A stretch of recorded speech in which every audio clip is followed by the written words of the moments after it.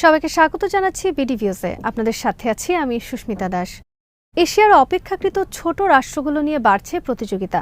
এই অঞ্চলে চীনের অর্থনৈতিক ও রাজনৈতিক প্রভাব বেড়ে যাওয়ায় পাল্টা সক্রিয় হয়েছে অস্ট্রেলিয়া, জাপান, ভারত ও যুক্তরাষ্ট্রের মতো দেশগুলো। মার্কিন প্রেসিডেন্ট জো বাইডেন এশিয়াকে একাধিকবার স্বৈরতন্ত্র আর গণতন্ত্রের যুদ্ধক্ষেত্র বলেছেন। চীনের প্রভাব ঠেকাতে বেইজিংকে প্রকাশ্য প্রতিপক্ষ ঘোষণা দিয়ে ইন্দো প্যাসিফিক কৌশল নিয়ে মাঠে নেমেছে যুক্তরাষ্ট্র। কিন্তু বিশ্লেষকরা বলছেন, যুক্তরাষ্ট্রের এই কৌশল এশিয়ায় কাজ করবে না। এশিয়ায় নিজেদের অবস্থানকে সংহত করতে হলে চীনের প্রভাবকেই মেনে নিয়ে এগুতে হবে যুক্তরাষ্ট্রকে। ফরেন অ্যাফেয়ার্সের বিশ্লেষণের ভিত্তিতে বিস্তারিত থাকছে হায়দার সাইফের প্রতিবেদনে।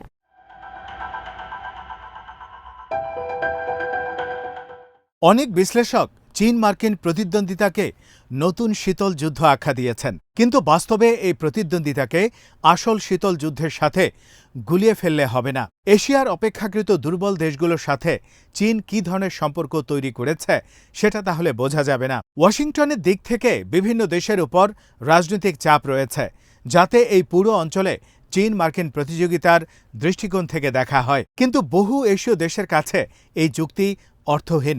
আমেরিকা যদি তাদের এই যুক্তির উপর বেশি জোর দেয়, তাহলে এই অঞ্চলে তাদের স্বার্থই বিপন্ন হবে।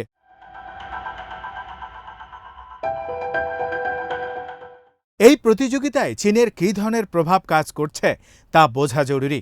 শীতল যুদ্ধের সময় আর বর্তমান পরিস্থিতি এক নয়। তখন এশিয়ার বহু দেশ সদ্য স্বাধীন হয়েছিল। বিভিন্ন প্রতিকূলতার কারণে তখন তারা সহজেই বাইরের শক্তির দ্বারা প্রভাবিত হয়েছিল।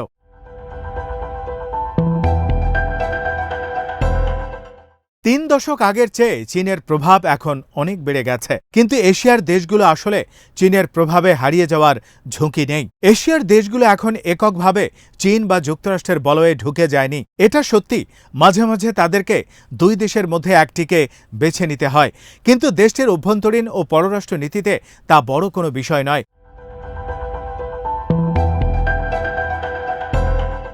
এশিয়ার দেশগুলো বাইডেনের স্বৈরতন্ত্র বনাম গণতন্ত্রের বয়ানও মানে না। সমাজবাদী বা উদার গণতান্ত্রিক ধারণাও যে এখানে খুব জোরালো তাও নয়, বরং আঞ্চলিক দেশগুলো নিজেদের মতো করে দুই শ্রেণীর সাথেই ভারসাম্য রক্ষার চেষ্টা করে যাচ্ছে।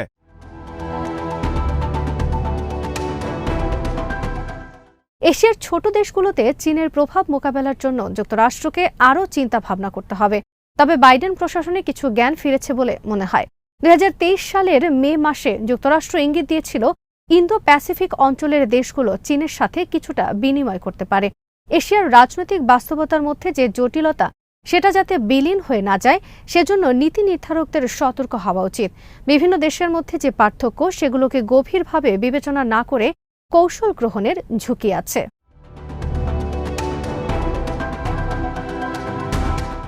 এশিয়ার বেশিরভাগ দেশই এখন অনেক বেশি স্থিতিশীল, তাই সেখানে প্রক্সি কৌশল শীতল যুদ্ধের মতো কাজ করবে না।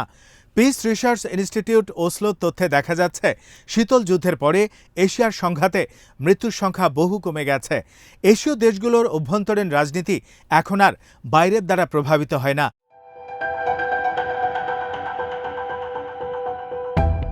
এই স্থিতিশীলতার কারণেই বড় শক্তিগুলোর প্রতিযোগিতা এশিয়ার দেশগুলোকে আগের মতো স্পর্শ করছে না। 5G প্রযুক্তি বা তাইওয়ান চীন মার্কিন প্রতিদ্বন্দ্বিতার অন্যতম প্রধান ইস্যু, কিন্তু অনেক এশীয় দেশেই এই ইস্যুগুলো গুরুত্বপূর্ণ নয়।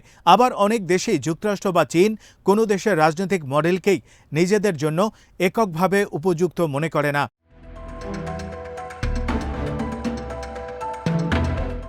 বাইডেনের স্বৈরাচার বনাম গণতন্ত্র বয়ানও অনেক দেশের অভ্যন্তরীণ পরিস্থিতির সাথে খাপ খায় না। বাংলাদেশ, পাকিস্তান, শ্রীলঙ্কা আর থাইল্যান্ডের মতো দেশগুলো কখনো পুরোপুরি মার্কস লেনিনবাদী বা পুরোপুরি উদার গণতান্ত্রিক দেশ হবে না। নিজের স্বার্থেই এই দেশগুলোর অভিজাত শ্রেণী কখনো চীনা আদলের কেন্দ্রীভূত রাজনৈতিক ব্যবস্থা গ্রহণ করবে না।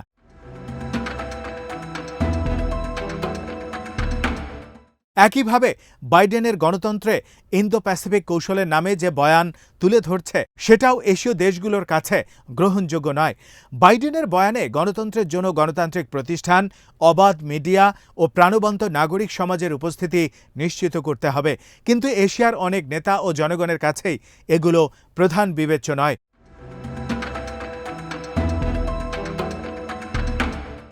ভারত, ইন্দোনেশিয়া, মালয়েশিয়া ও ফিলিপাইন্সে নির্বাচনী গণতন্ত্র আছে, কিন্তু উদার নীতি নিয়ে তাদের কোনো মাথা ব্যথা নেই।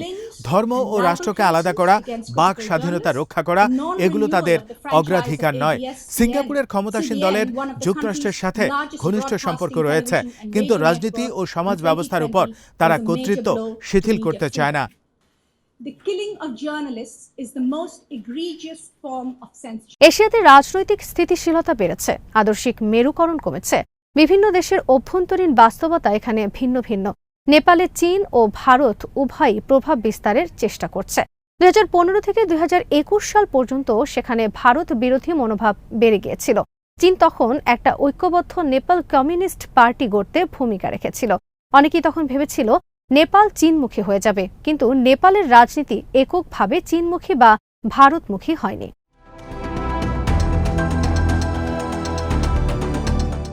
নেপালে জোট গঠন, ব্যক্তিগত দ্বন্দ্ব, সামন্তবাদ বিতর্ক, সেকুলারিজম এবং সম্পদ বরাদ্দের ইস্যু সেখানে প্রাধান্য পেয়েছে। ঐক্যবদ্ধ কমিউনিস্ট পার্টির ভাঙন ঠেকাতে পারেনি চীন। ভারতও তাদের ইচ্ছেমতো প্রভাব খাটাতে পারেনি। জোট সরকার এসেছে, চলে গেছে।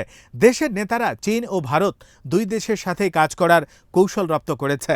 বড় শক্তিগুলোর প্রতিযোগিতা সেখানকার রাজনীতিতে গৌণই থেকে গেছে। নেপাল এশিয়ার আলাদা কিছু নয়।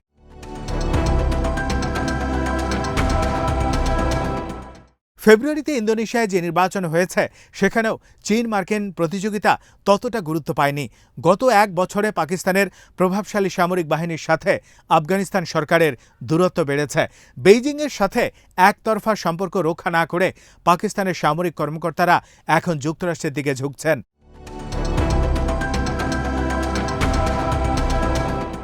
অর্থনীতি হলো সেই ইস্যু যেখানে চীন মার্কিন প্রতিযোগিতার তোয়াক্কা না করে নিজেদের স্বার্থে সিদ্ধান্ত নেয় এশিয়ার দেশগুলো। তাদের লক্ষ্য এখন প্রবৃদ্ধি। সুযোগ পেলেই তারা চীন মার্কিন প্রতিযোগিতা থেকে সুবিধা নেয়ার চেষ্টা করবে। আবার দেখা যাবে এক ইস্যুতে যুক্তরাষ্ট্রের সাথে কাজ করলেও একই দেশ অর্থনৈতিক ইস্যুতে চীনের বলয়ে ভিড়ে গেছে। কার্নেগি এন্ডাউনমেন্ট ফর ইন্টারন্যাশনাল পিসের বিশ্লেষক ইভান ফেইজেনবম 2020 সালে বলেছেন, অর্থনৈতিক ক্ষেত্রে এশিয়ার একক কর্তৃত্বের জন্য চীন ও যুক্তরাষ্ট্রের চেষ্টা সম্পূর্ণ ব্যর্থ হয়েছে।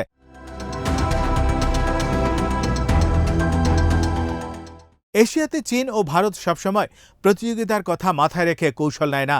তাদেরকে বিভিন্ন স্থানীয় চ্যালেঞ্জের ভিত্তিতে সিদ্ধান্ত নিতে হয়। পরস্পর প্রতিদ্বন্দ্বী হলেও মিয়ানমারে এই দুই দেশের কৌশল একই, তা হল যৌথ অবকাঠামো প্রকল্প ও সীমান্তে স্থিতিশীলতা রক্ষা করা। দুই দেশই এক পর্যায়ে মিয়ানমারের জান্তা সরকারের সাথে সুসম্পর্ক রক্ষার চেষ্টাও করেছিল। মিয়ানমারে গত বছর গেরিলাদের উত্থান ও সামরিক বাহিনীর পরিস্থিতির অবনতি হলে চীন ও ভারত উভয়ই গেরিলা গোষ্ঠীগুলোর সাথে সম্পর্ক উন্নয়নের চেষ্টা করে। চীন বড় বড় বিদ্রোহী গোষ্ঠীগুলোকে উৎসাহিত করেছে। ভারতও সীমান্ত এলাকায় জান্তা বিরোধী সশস্ত্র গোষ্ঠীগুলোকে সহযোগিতা করছে।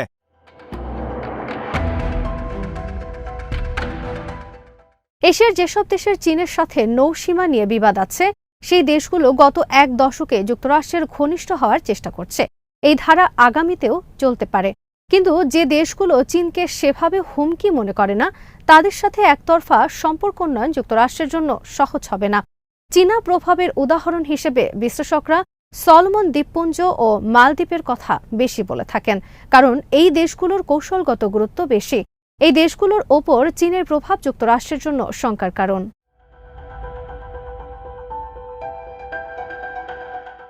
চীনকেও প্রতিকূলতা মোকাবেলা করতে হয়। বেইজিং নিজে অন্য দেশের অভ্যন্তরীণ বিষয়ে হস্তক্ষেপ না করার নীতি অনুসরণ করে।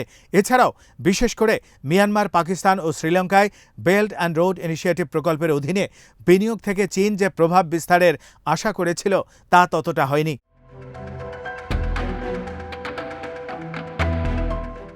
চীনকে যেহেতু এশিয়ার বিভিন্ন দেশের ভিন্ন ভিন্ন রাজনৈতিক বাস্তবতাকে বিবেচনায় নিয়ে ওই দেশগুলোর সাথে সম্পর্ক উন্নয়ন করতে হয়, তাই যুক্তরাষ্ট্রেরও সেখানে সুযোগ আছে বলে মনে করেন অনেক বিশ্লেষক। ইন্দো প্যাসিফিক কৌশলের অধীনে যুক্তরাষ্ট্রের যেমন সম্পর্ক উন্নয়নের সুযোগ রয়েছে, তেমনি আবার যে কোনো বাড়াবাড়ি এই দেশগুলোকে যুক্তরাষ্ট্র থেকে দূরেও ঠেলে দিতে পারে।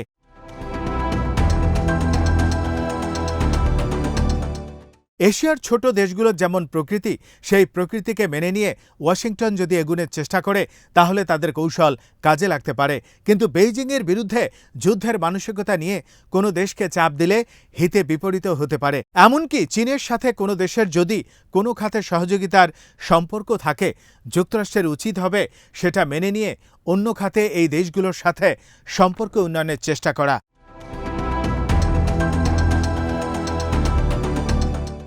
আজ এখানেই শেষ করছি। সবাই ভালো থাকুন, সুস্থ থাকুন আর দেখতে থাকুন বিডি ভিউজ। চ্যানেলটি ভালো লাগলে সাবস্ক্রাইব করুন, সংযুক্ত থাকুন আমাদের ফেসবুক পেজে।